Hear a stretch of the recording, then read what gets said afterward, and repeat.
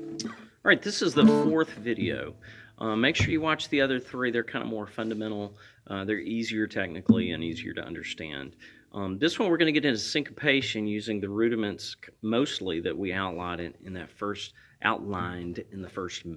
video. So if I'm able to strum those things technically, it's going to make the counting part and the feeling syncopation part a lot easier. Most of the problems are technical problems. So anyway, what we did is we worked on strumming a big one and then subdividing the other beats.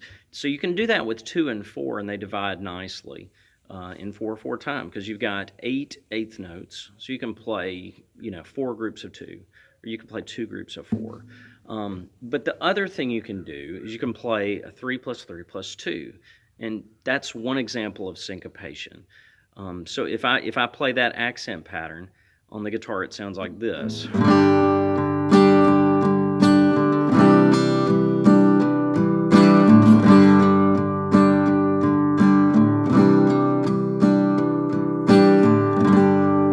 All right, so that's a 3 plus 3 plus 2.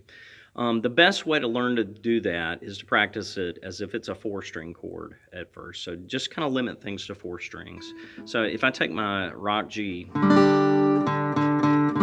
I'm just strumming the bottom 4 strings.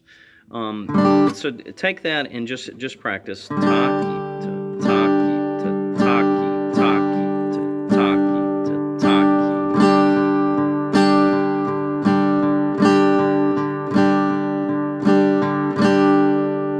All right, until you can kind of do that. Once you can do that, then practice strumming a big 1. All right, or actually any of the changes in a song, but start with songs that are just 4 beats per measure. Strum a big 1 with all strings, and then do the rest of the pattern like that. So with the 4 strings. So it sounds like this.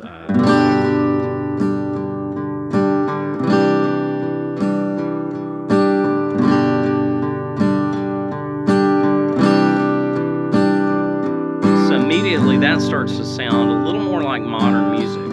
It's very simple, it's eighth notes, it's all downstrokes right now, but at a basic level, that's starting to sound more like modern music than like a folk song or something. So work that and really have the fundamentals of those